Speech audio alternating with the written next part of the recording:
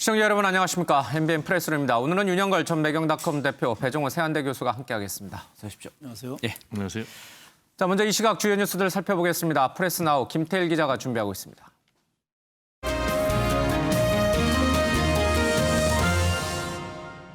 이 시각 주요 뉴스 전해드립니다. 오늘 0시 기준 국내 코로나19 신규 확진자는 114명으로 일주일 만에 세 자릿수로 늘었습니다. 이 중 국내 발생은 94명으로 역시 12일 만에 최고치를 나타냈습니다. 방역당국은 그동안 이 추석 연휴 기간에 코로나19 확산 여부가 이번 주 중반부터 수치로 나타날 것이라고 언급했는데 이에 따른 영향인지에 대해서 촉각을 세우고 있습니다. 마이크로소프트 창업자 빌 게이츠가 이 코로나19 대처 과정에서 보건과 경제 사이의 균형을 가장 잘 잡은 나라로 우리나라와 호주를 꼽았습니다. 이와 더불어서 미국과 스페인 공동연구팀이 각국의 코로나19 대처 능력에 대한 국민 신뢰도를 분석한 결과 우리나라가 전 세계 2위를 차지했습니다. 오늘 저녁 노벨 화학상 수상자가 발표됩니다. 한국인으로는 유일하게 현택환 서울대 석좌 교수의 수상 여부에 관심이 쏠리는데요. 나노입자 분야의 세계적인 석학인 현 교수는 생물학과 의학 시스템 등 광범위한 응용 분야에 사용할 수 있는 나노 결정 합성에 기여하면서 노벨상 수상 후보로 거론되고 있습니다. 이 낙태죄 헌법 불합치 결정이 나온 지 1년 6개월 만에 정부가 낙태죄와 관련한 형법과 이 모자 보건법 개정안을 입법 예고했습니다. 개정안에는 임신 14주까지의 모든 낙태는 처벌하지 않고 이후 24주까지는 성폭행이나 경제적인 사정이 있을 때만 낙태를 허용하는 방안이 들어갈 걸로 알려졌습니다. 하지만 임신 뒤 일정 기간 이후의 낙태에는 처벌 조항이 유지될 전망이어서 낙태죄 전면 폐지를 주장해온 여성단체의 반발이 예상됩니다. 코로나19 확진 판정을 받고 입원했다가 사흘 만에 태어난 트럼프 미국 대통령이 폭풍 트윗으로 건재함을 과시하고 있습니다. 트럼프는 태어난 날부터 13시간 동안 무려 31건의 트윗을 쏟아내면서 사실상 트윗 선거운동에 열을 올리고 있고요. 더불어서 오는 15일로 예정된 2차 TV 토론에 참여할 의지까지 내비쳤습니다. 지금까지 이 시각 가장 핫한 뉴스 프레스 나우였습니다.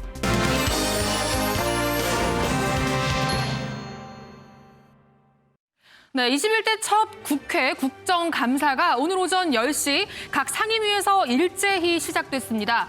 무엇보다 코로나19 방역이 최우선인 만큼 질의하는 의원들 마이크도요. 기존에는 2명당 1개였다가 이번엔 1명당 1개로 늘었고 좌석마다 칸막이도 설치됐습니다.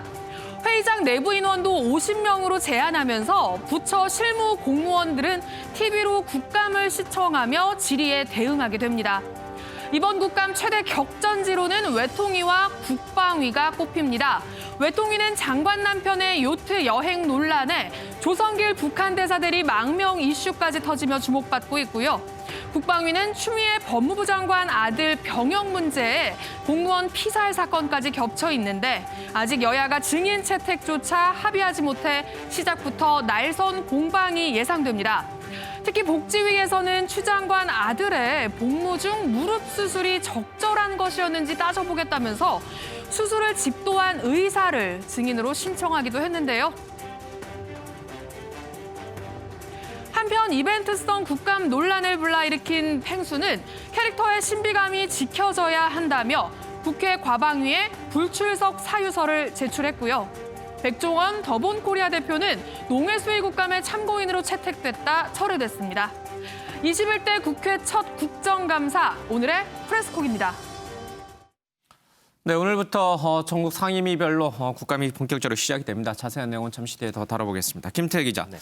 어저께 이 월북으로 추정되는 피격 공무원 논란과 관련해서 그 아들이 편지를 썼죠. 문재인 대통령이 화답을 했어요. 그렇습니다. 어제도 저희가 잠시 전해드렸지만 예. 문재인 대통령이 위로의 메시지를 냈죠. 아버지를 잃은 아들의 마음을 이해한다. 이 해경의 수색 결과를 기다려보자. 가족들과 어려움을 견뎌내길 바라면서 예. 위로를 보낸다. 이렇게 밝혔고요.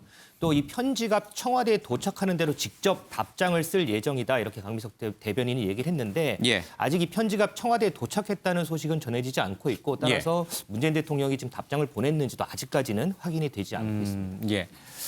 최민 기자, 야당에서는 이 편지에 대해서 뭐라고 그럽니까? 네, 야당에서는 월북의 근거인 양 평범한 가장의 빚만 둘춘 해경의 조사 결과를 기다려보자는 예. 게 이게 지금 위로가 되겠느냐라면서 뭐 고등학생 아들이 듣고 싶은 사실에는 고개를 돌렸다. 예. 대통령은 결국 아무 답도 하지 않았다라면서 좀 비판하는 목소리를 냈습니다. 예. 이 아들 편지와 관련한 유족들은 그러니까 이제 형님도 계시고요. 그렇죠? 지금 이제 아들도 있고 그런 상황인데 입장이 같나요? 아니면 좀 다른가요? 그래서 어제 이제 피살된 공무원의 형이 입장을 냈는데요. 문재인 대통령이 이 해경의 수색 결과를 좀 기다려보자 이런 메시지를 냈잖아요. 그래서 그런데 이 조사할 게 없는데 지금 뭘 더 조사하는지를 모르겠다. 예. 그러면서 이 문재인 대통령을 향해서 좀 답답함을 호소하기도 했는데 예. 이 친형의 얘기 한번 같이 들어보시죠. 대통령님 안녕하십니까?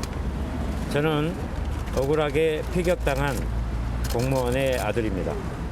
아무것도 모르는 어린 여동생과 저와 엄마는 매일 고통 속에서 살고 있습니다. 한 가정이 가장을 하루아침에 이렇게 몰락시킬 수 있는 자격이 누구에게 있는지요. 어제 제가 이 편지를 처음 보고 그때 눈물은 내가 다 흘렀습니다.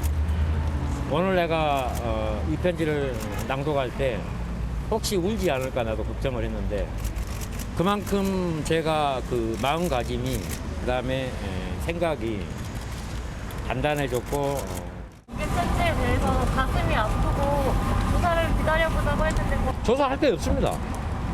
지금 한 2, 3일이면 조사가 끝나는 통장 통화네요. 이거 다 지금 나왔지 않습니까? 근데 좀 조사하겠다고 했는데 뭘 조사를 하는지 그냥 조사를 하면 우리가 오늘 공개 청구하는 이 정보나 빨리 좀 주시면 좋겠어요.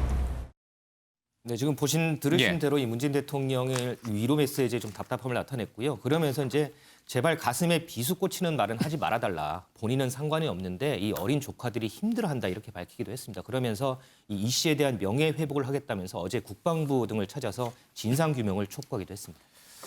어떻게 보셨습니까? 그 아들의 편지가 공개되면서 그게 사실은 모든 조간 신문에서 이제 크게 썼고 일부 보수 언론을 중심으로는 굉장히 이제 문재인 대통령 또 현 정부 여당을 비판하는 도구로 활용을 했다라는 이제 지적도 있거든요. 정치적으로 정말 아들의 편지를 이용한 건가요?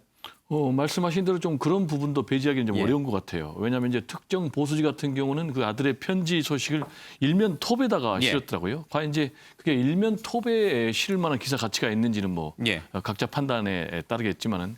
근데 이제 기사 내용을 보면은 이제 편지 내용이 주로 실렸지 않습니까? 근데 편지 내용 보면은 그 아버지, 그러니까 고2 아들이 있었으니까 예.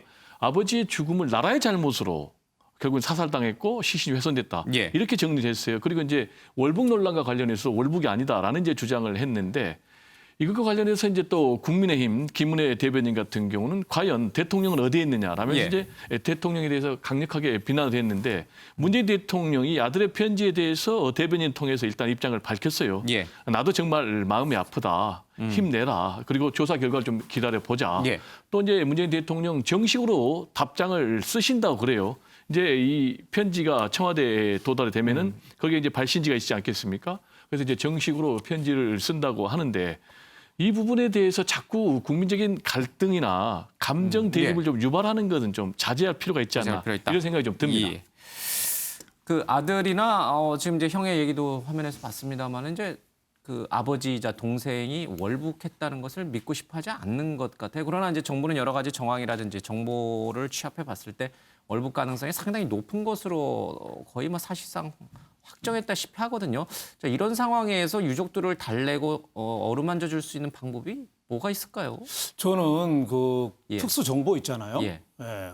그 노출은 안 되지만 유족들을 설득할 수 있는 그 어느 정도 설명은 좀 필요하다고 봐요. 지금 예. 그 아들이 고등학교 2학년짜리가 대통령한테 편지 쓴 게 구구절절 신금으로 울리잖아요. 굉장히 어떻게 보면 아닌 밤에 옹두깨라고 그 전까지 아들하고 딸하고 화상통화까지 하고 자상하던 아버지가 갑자기 월북이 됐다. 그러니까 그 어떻게 보면 이해가 안 되는 거죠. 그러니까 이번에 나라가 뭐 했냐 이런 건데 두 가지죠. 하나는 그 9월 22일 날 오후 9시 40분에 사살을 당했는데 그 6시간 전에 군에서 그걸 인지하고 있었고 예. 그리고 3시간 전에 청와대에 보고했는데 그동안 조치를 뭐 했느냐. 그리고 사살된 이후에 월북이라고 예. 서둘러서 발표했는데 그때 해상 조류가 예. 오히려 그 서남 반대쪽으로 가고 있는데 38km를 헤엄쳐서 그 아들 편지에는 수영도 잘 못한다잖아요. 전문적인 수영도 못한다잖아요. 그러니까 어떻게 38km를 거슬러서 갔느냐. 예. 뭐 여기에 대해서 좀 납득할 만한 설명 이게 없는 거죠. 그러니까 물론 뭐 믿고 싶은 게 믿고 싶은 걸 믿는 거죠. 월북할 가능성도 있고 또 사고로 또 표류했을 가능성도 있잖아요. 근데 정부에서 해경에서 너무 서둘러서 발표한 거에 대한 예. 의구심. 그래서 저는 이게 월북이다 아니다 이거를 너무 좀 서둘러서 발표한 것 같고 예. 또 하나는 월북이 중요한 게 아니라 피살당 우리 국민이 예. 공무원이 피살당했다는 게 중요하거든요. 인권의 문제고 생명의 문제인데 우리가 너무 서둘러서 몰아간다는 느낌을 가족들한테 준 것 같다. 그래서 대통령이 나도 마음이 아프다 예. 말하고 그리고 해경 조사를 기다려보자 했는데 이거는 너무 답변이 수동적입니다. 수동적, 소극적이에요. 예. 좀 적극적으로 대통령이 직을 걸고 진상을 좀 밝히겠다. 예. 그리고 유족들한테 어떤 식의 결과라도 좀 알려주도록 하겠다. 이런 예. 좀 단호한 태도 이게 좀 중요하지 않나 저는 이런 생각이 듭니다. 예.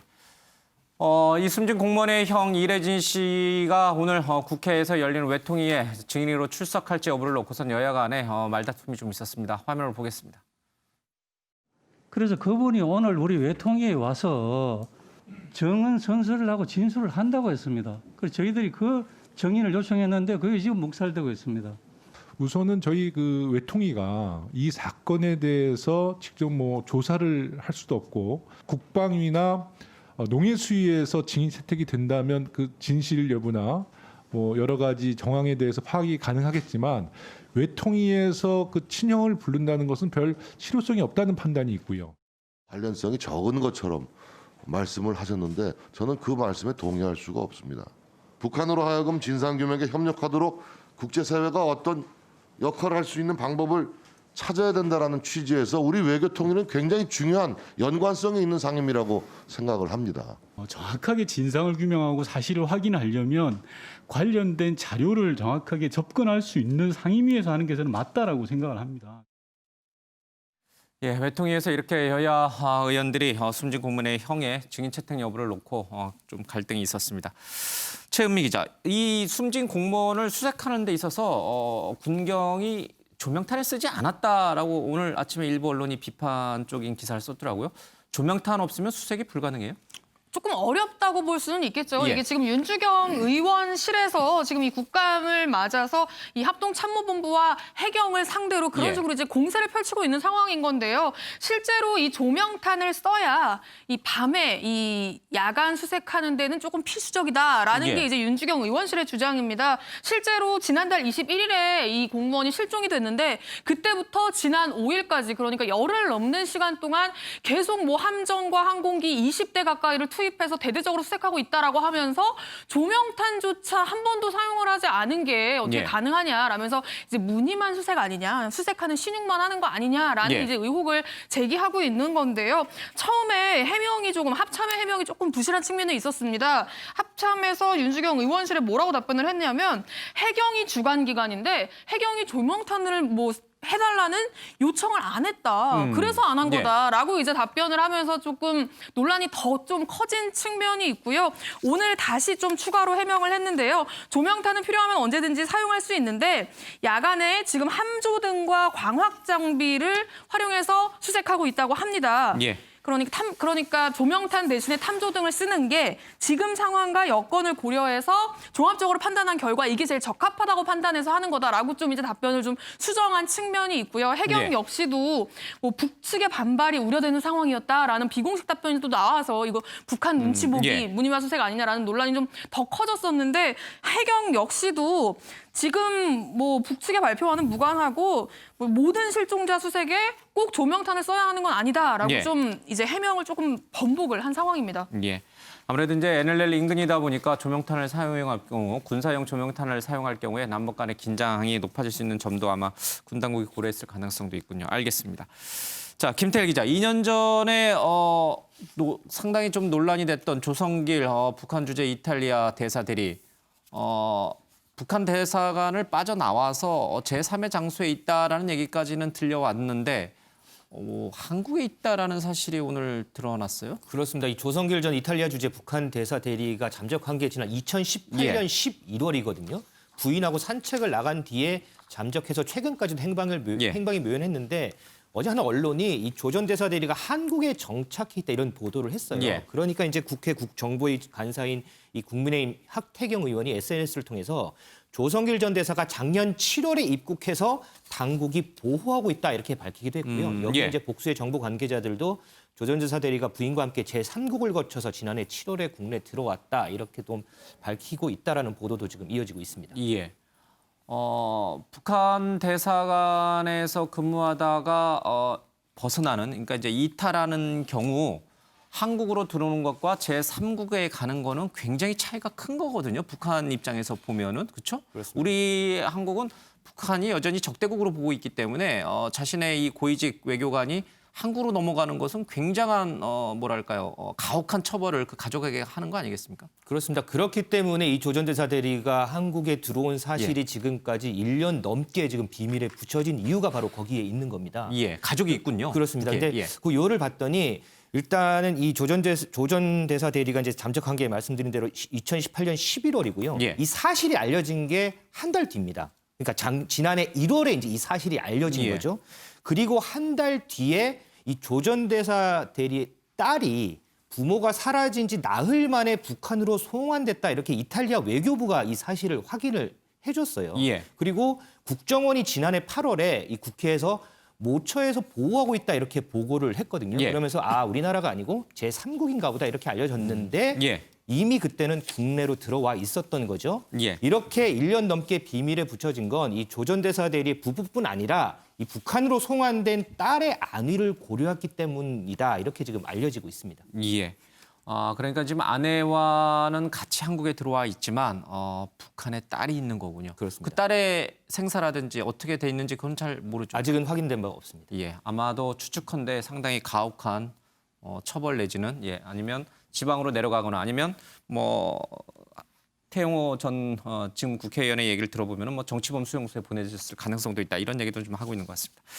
그런데요, 윤 대표님, 이 지금 이제 김태일 기자 얘기했는데 북한 고위직 외교관의 이 한국행은 사실은 북에 남아 있는 가족에게 상당한 위협이 되기 때문에 안 알려지는 게 맞거든요. 그런데 이걸 언론이 이렇게 보도하는 게 맞는 건가요? 신상에 대해서 자세하게? 그러니까 일부 방송 언론에서 터뜨렸는데 그 다음에 단독이라고 해서 무슨 의미가 있을까요? 나서 이제 그 다음에 이제 정치권에서 지금 확인하는 모습을 보이고 있고 지금 거의 확실시 되고 있잖아요. 공식적으로 얘기는 안 하지만 국가 정보로 봐서는 바람직하지는 않은 거죠. 하지만은 15개월 동안에 어떻게 철저하게 이렇게 우리가 모르고 차단됐는지 그리고 공개되더라도 무슨 정치적인 거나 안보상인 거나 남북 관계 여러 가지 좀 고려해서 좀 발표를 좀 했었으면 좋았을 텐데 느닷없이 좀 나왔다 이런 생각이 들어서 북한에 남겨둔 딸이 있잖아요. 17살짜리가 지금 북한에서 처벌을 받았는지 아니면 선전용으로 더 잘 살 수 있을 것도 여러 가지 가능성이 있습니다만은 그 딸의 또 안위까지 영향을 주니까 좀 바람직하지 못한 거 아니냐 이런 생각이 좀 듭니다. 누군가는 또 정부 당국에서 그동안은 우리나라 안가에서 생활하고 철저히 차단되어 생활했는데 언론에 보도되는 보면은 누군가는 또 흘린 가능성, 누설한 가능성, 제보했을 가능성도 염두에 둬야 될 것 같다 이런 생각이 듭니다. 이런 북한에 남아있는 가족들의 안위 때문에 한국으로 넘어온 북한 외교관들에 대해서는 자세히 언급하는 것이 바람직하지 않다. 이런 주장을 하는 분이 바로 또 태영호 의원이에요. 이제 본인도 당사자니까요. 좀 역설적인 상황이기도 합니다. 최현미 기자, 그런데 이 조성길 이 대사 대리가 이탈리아 상당히 좀 명품 사치품들이 많은, 그러니까 이제 굉장히 유명 브랜드들이 많은 나라잖아요. 혹시 그와 그런 것들을 북한으로 공급해주는, 수급하는 그 역할과도 관련이 있나요? 네, 일단은 그런 역할을 실제로 담당해왔다라는 게 중론입니다. 외신의 보도도 그렇고요. 실제로 태영호 의원이 북한에서 외무성에서 근무할 때 같이 근무했었다는 인연을 밝히기도 했어요. 그때 뭐라고 이야기했냐면 김정은의 호화 사생활, 사치 생활에 대한 정보와 루트를 매우 자세히 알고 있는 사실상 유럽 쪽 금고직이다. 사치품 밀수 조달하는 역할을 한다라고 아예 강조를 했을 정도입니다. 실제로 김정은 위원장이 그 NBA 미국 프로농구 선수 출신 데니 데니스 로드먼이 방문했을 때 호화 요트를 타는 모습이 공개되기도 했었거든요. 예. 그 요트도 영국제 아주 굉장히 비싼 요트인데 그것도 이제 그렇게 해서 조달해 온 거다. 고급 차량도 그렇고요. 뭐 이태리 고급 가구도 그렇고 그런 걸 꾸준히 공급하는 사람이 필요한데 예. 그런 역할을 해왔었다라는 게 중론인데요. 그렇다면 왜 망명을 했느냐. 그러니까 지금 사실 조성길 대사대리가 대사대리를 달게 된 그 배경부터가 이게 원만하게 된 게 아니라 이게 북한이 2017년에 6차 핵실험을 하면서 이탈리아에서 원래 있던 대사를 추방을 시키거든요. 예. 그 후임으로 급하게 이제 대사 대리가 된 겁니다. 그러니까 당연히 대사 대리가 된 이후의 상황이 전직 대사가 쫓겨날 정도의 상황이었는데 여의치 예. 않았겠죠. 그리고 그 이후에 국제사회의 대북 제재가 굉장히 심해졌고요. 그러면서 사치품을 조달해내는 데 있어서 북측에서 원하는 만큼 예. 이게 진행이 되지 않았을 가능성이 좀 크고요. 그런 부분들 때문에 이제 임기를 마치고 임기가 2018년 1월까지였거든요. 예. 임기를 마치고 본국으로 돌아갔을 때 뭔가 그 전에 누리던 것들을 누리지 못하게 되거나 혹은 좀 더 뭐 질책이라든지 예. 뭐 이렇게 문책을 당할 가능성 뭐 그런 게 좀 있지 않았겠느냐. 그래서 임기를 거의 다 하고 나서 망명을 시도를 예. 하거든요. 그래서 아마 그런 게 아니겠느냐라는 이제 분석들이 나오고 있는데요. 실제로는 뭐 그 속사정은 아무도 알 수는 없겠죠. 자, 태영호 의원은 이제 주 영국 북한 대사 간의 공사예요. 그렇죠? 그보다 한 단계 높은 대사. 물론 대리이긴 합니다만은 상당히 고위직 공무원이 우리 쪽에 있는 것으로 확인이 됐습니다. 북한이 어떻게 나올지가 궁금해요. 그렇죠? 과거에는 뭐 태영호 그 의원, 예. 그 태영호 주영 공사가 올 때는 엄청나게 비난했었죠. 예. 뭐 범죄자다, 돈 떼먹었다, 또 성범죄자다 이렇게까지 욕을 했는데 지금은 좀 어떨지 예. 뭐 15개월간에 우리가 철저하게 좀 보호한 거를 북한에서 좀 감안을 해서 좀 대응할 수도 있고 예. 또 여러 가지 또 남북 관계에 따라서 좀 대응 정도가 좀 달라지지 않겠느냐 이렇게 싶은데 예. 그 외교관 특히 황장엽 태영호에서 지금 어쩌면 세 번째 고위 외교관이 온 거거든요. 그래서 북한에 볼 때는 최고 선택된 사람들이 외교관 하잖아요. 그 사람들이 한국으로 올 때는 고급 정보, 특히 김정은에 대한 사치제 어떻게 들여오고 돈 관계까지 예. 다 우리나라에 누설될 가능성에서 북한이 굉장히 긴장할 가능성이 많다. 그리고 지금 북한의 코로나에다가 그 북핵 제재, 경제 제재 이런 것 때문에 어려워서 이번에 그 남한 공무원 피살한 예. 관계자들도 오히려 승진을 할 정도로 지금 김정은이가 군부 눈치를 많이 보고 있거든요. 그래서 이번에 어떻게 보면은 더 강하게 좀 대응할 수, 한국에 대해서 더 강하게 대응하면서 그걸 좀 그 판을 바꾸려는 그럴 제스처를 보일 가능성도 많은데 좀 더 지켜봐야 될 것 같습니다. 예. 참 이제 첩첩산중입니다. 남북 관계는 계속 이제 악화되는 그런 상황으로만 저는 자꾸 가는 것 같습니다. 조성길 전 대사 대리가 한국에 있다면은 글쎄요. 북한에 딸이 있기 때문에 공개적인 그러니까 태영호 의원처럼 공개적으로 대외 활동하기는 어렵겠죠. 그럴 수밖에 예. 없죠. 태영호 예. 지금 이제 국회의원이죠. 의원도 얘기를 했지만은 사실상 인질 아니겠습니까? 그러면은 이제 공개적으로 예. 북한에 대해서 비난을 하면은 그 남아 있는 인질성의 가족들 예. 또 친척들에 대해서 굉장히 위해를 가한다고 그래요. 테러 위협까지 하고. 그리고 또 공개적으로 또 비난을 하고 예. 실제 이제 황장엽 전 비서 같은 경우는 북한에서 테러조까지 결성을 했다고 하지 않습니까? 그렇기 때문에 지금까지 쭉 한 15개월 정도 사실상 은둔해서 활동을 예. 해왔기 때문에 안전가옥에서 지금 대북 관련 연구 일을 하고 있다고 그래요. 예. 그래서 본인은 이제 계속해서 공개적인 활동은 하지 않을 것 같고요. 특히 이제 남북 관계 악재 아니겠습니까? 예. 그래서 남북 관계에 대해서 문재인 정부는 어느 정부보다 더 관리에 신경을 써야 되는 것 아니겠습니까? 예. 그래서 공개적인 활동은 좀 자제할 것 같고요. 특히 이제 북한에 지금 17살, 현재는 이제 19살 정도 됐겠는데 예. 딸이 있기 때문에 그리고 이제 북한의 김정은 위원장 같은 경우도 최근에 트럼프 대통령이 코로나19에 확진되니까 위로 또 편지를 보냈지 예. 않습니까? 공개적으로.